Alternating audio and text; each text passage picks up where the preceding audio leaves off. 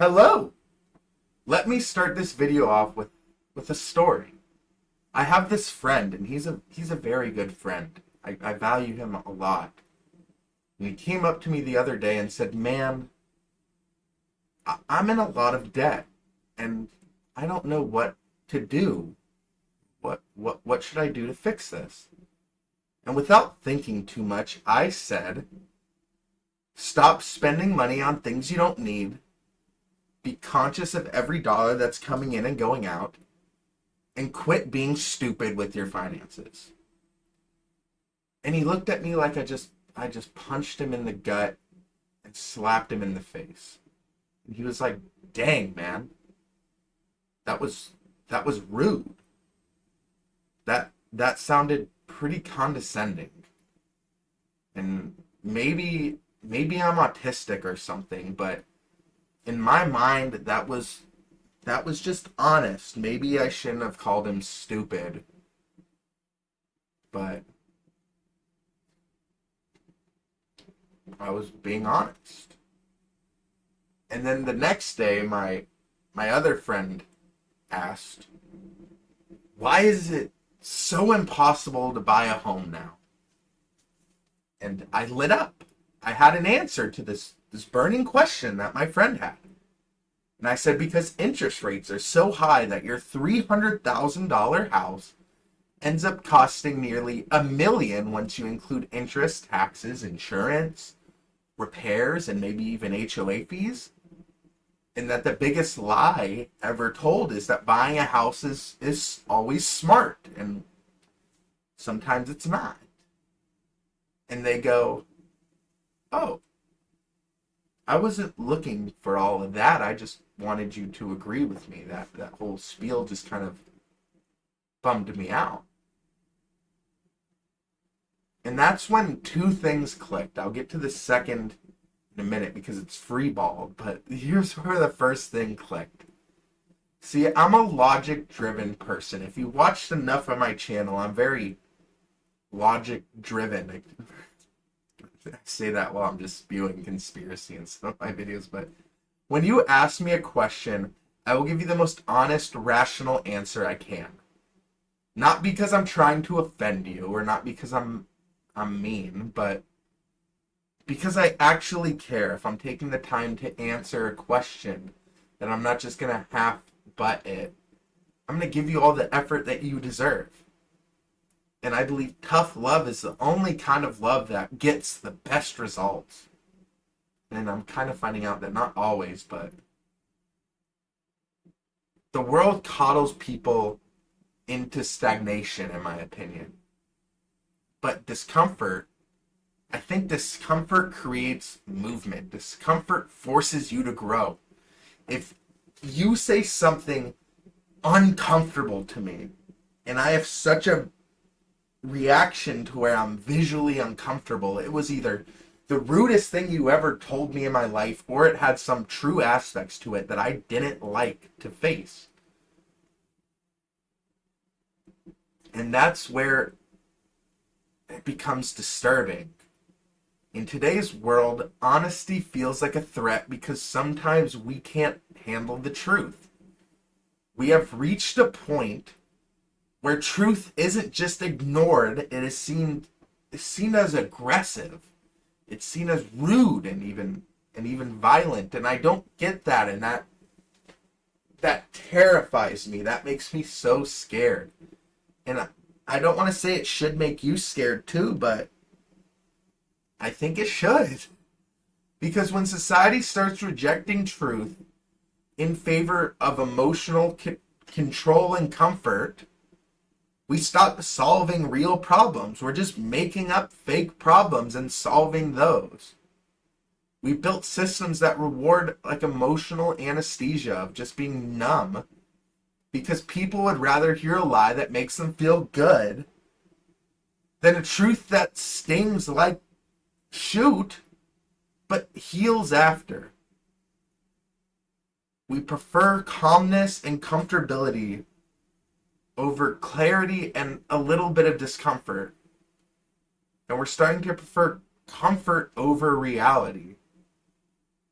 And yeah, maybe I sound like a boomer just ranting on Facebook, like, oh my God, this generation has gotten so soft. Blah, blah, blah, blah, blah. Dude, I'm in that generation. I have been getting soft.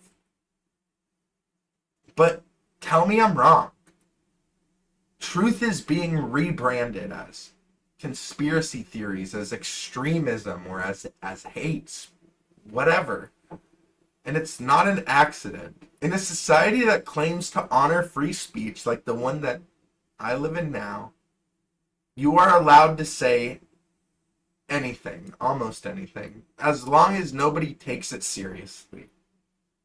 Because the moment you speak with clarity and with logic and with conviction, you kind of become a problem. People kind of try to shut you down. They try to cancel you. They try to do anything if they're not really agreeing with what you're saying, or with what you're saying is making them uncomfortable. Then they kind of silence you without silencing you. They just make sure nobody can hear you, and that's the same thing as being silenced. But that's not free speech. That's performance. Remember the old phrase, sticks and stones may break my bones, but words will never hurt me. Like, what happened to that? And I understand I am sounding like the biggest boomer right now, but it doesn't matter. Because now we live in a world where the listener's emotions defines the morality of the speaker's words. Truth has become a liability in a social sense. Because when somebody hears something real, something that challenges their worldview, that kind of creeps into their bubble, that exposes their habits, or that holds up a mirror, it seems like you only have two choices. You can either do the really hard option to face it and grow and learn from it, or deny it and attack the source directly by saying, don't tell me that, don't intrude on my comfortability. But most people choose option two because they don't want to be uncomfortable. They don't want to go through the growing pains. And that's what this all comes down to. And that's what's making me kind of upset enough to make a whole video about this. But truth is making people uncomfortable. It has to be packaged nicely. It has to be packaged plainly. And this is where it kind of gets odd to me, because I think I'm an effective communicator. I think that in a one-on-one conversation I do pretty well. But obviously I don't if people are getting outraged by my blunt approach and my logic-driven approach without taking feelings into account. And maybe if I were to take feelings into it, if I were to merge both of them, it would be better, but I don't know. That's where it gets weird. And this is where the kind of conspiracy comes in.